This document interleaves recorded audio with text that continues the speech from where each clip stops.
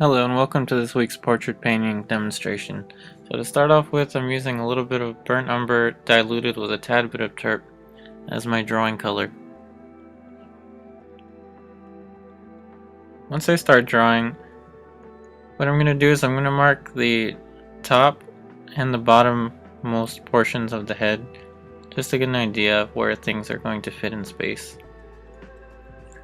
Once I have that down, I'm making marks for where the basic outside shape is going to go.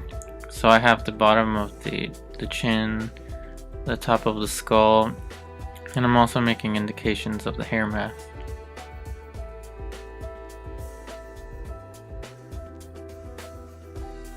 So this block-in is basically a rough outside shape, or a general outside shape of where everything is going to fit.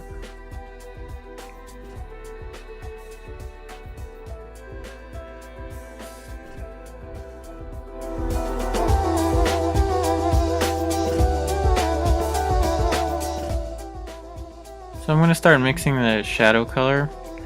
I'm using a little bit of burnt umber and some alizarin crimson and a tad bit of Indian yellow.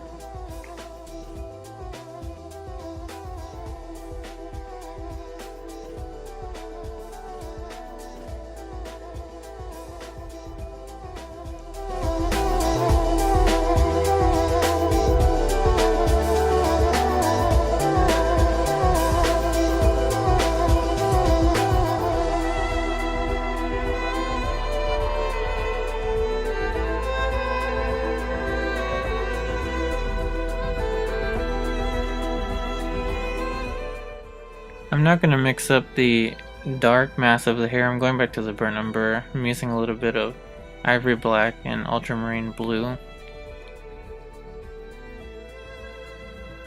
Now I don't want it to be completely dark, so this is why I'm using a little bit of blue and burnt umber. So I'm going to roughly block in the dark mass of the hair. At this stage, I still want it to be as loose as possible so I can build on top of it.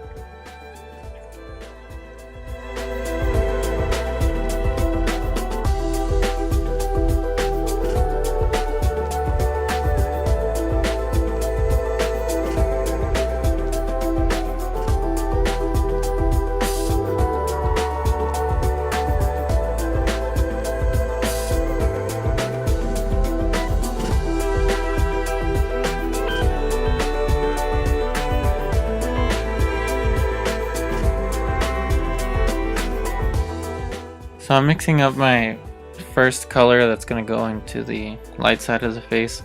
So I'm mixing up a warmer, more mid-value color so that I can go higher up in my value scale and go cooler in my colors.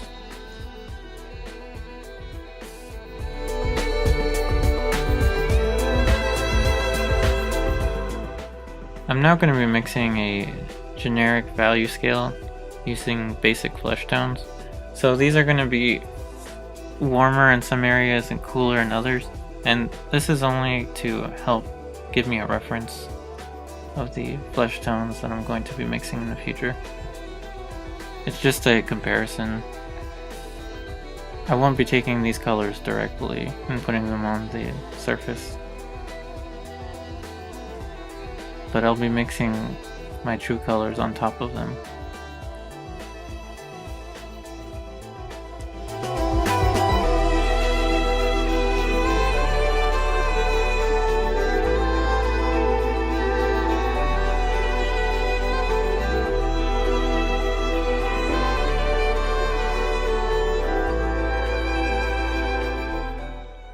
Let's start to think about the large planes of the face. So this drawing is just a model that I'm going to be using as a demonstration tool. So I have the axis of the eyes and the nose and the mouth mapped out. So I'm just going to show you the most basic planes that I use. And these are the ones that I establish on a head as generically as I can in order so I can build more specific shapes on top of. So this mark right here is for the side plane of the face. You can see the turn, the top plane to side plane. And now I'm going to draw in the planes for the tear ducts and the forehead. So the forehead has another top plane, a side plane, and another side plane. And the same with the nose. Top plane, side plane, and the other side plane, although you can't see it.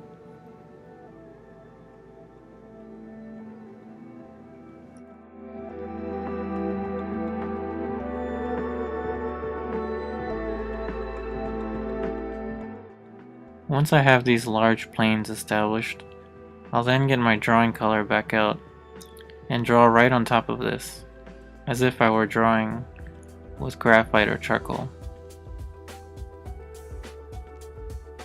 I attempt to use the same precision with the brush that I would if I were using a pencil.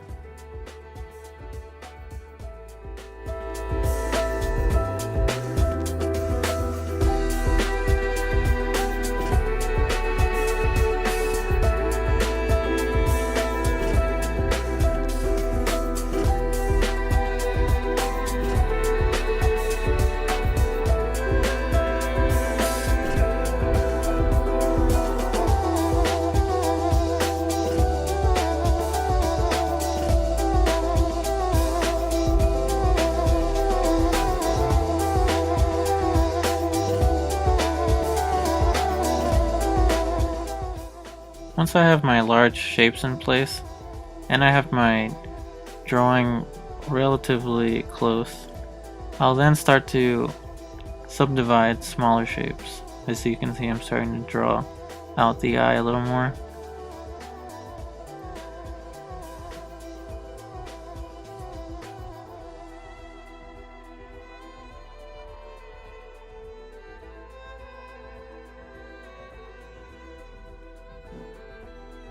Let's take a second to talk about turning form.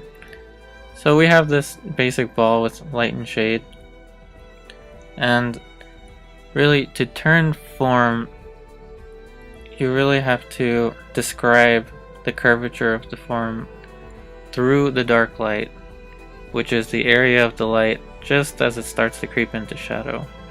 This is the area that will have the most dramatic change in value.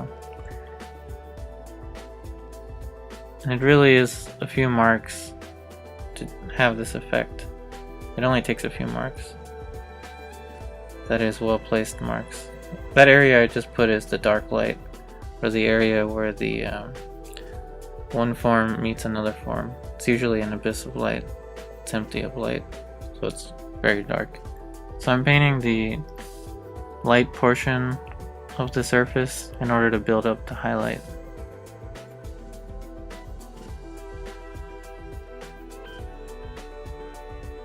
And light, shade, dark light, highlight, and you have a three-dimensional object.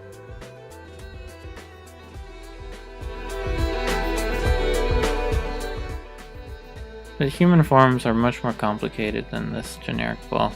That arrow, by the way, is the direction of the light.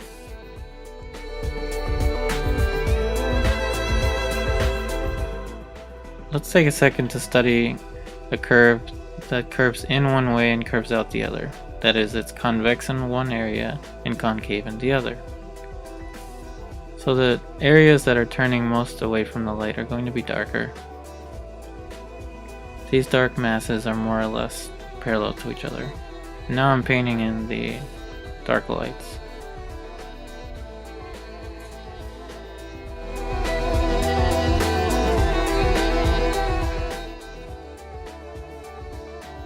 And now I'm painting the top planes of the surface and curving them together into the dark lights.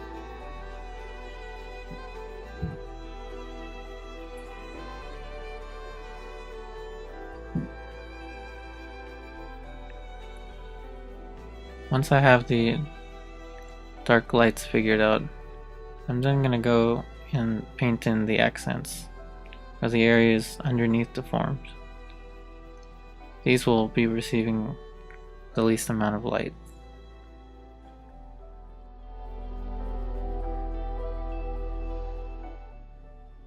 Now let's take a second to look at curves that curve at different rates. So this curve is going to be what I'd consider a fast curve. And this curve is going to be a more shallow curve. So it curves a lot more slowly than the other one. So I have the areas furthest away from the light, and I'm painting that in, and I'm now starting to paint in the dark light. But what I want you to notice is that areas with sharper curves are going to be changing in value much more drastically, more dramatically than smoother curves.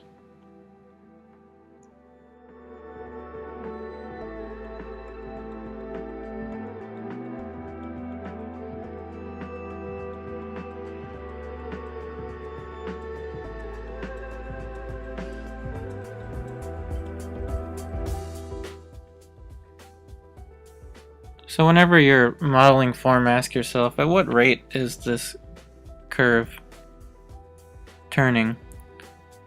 Is it a slow curve? Is it a fast curve? As I paint this slow curve, I'm being very careful to make sure that my changes in value are as subtle as I can make them. And I don't want to be too subtle, then they're not going to be noticeable. You may call this blending, but try to mix these values as closely as you can. And that is the accent of the slow curve.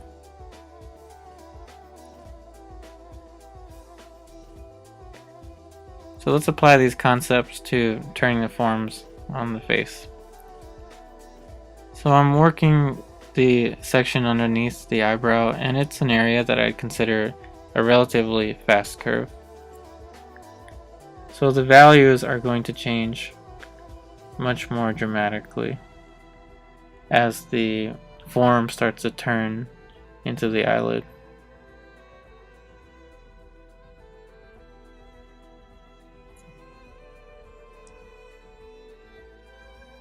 Taking the time to study the rates at which these forms turn is going to help you create a more convincing three-dimensional image.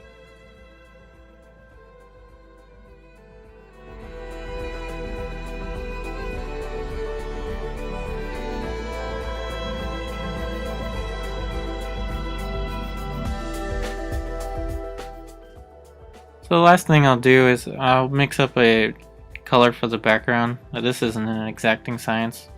I'm just making up a color that I felt like I wanted to go into the background. So I'm taking some blue, a little bit of purple, and some green. Not as exacting. And I probably should have thought a little more about this color, but I was just having fun at this point. I mean, the whole thing was fun, but I just like mixing color.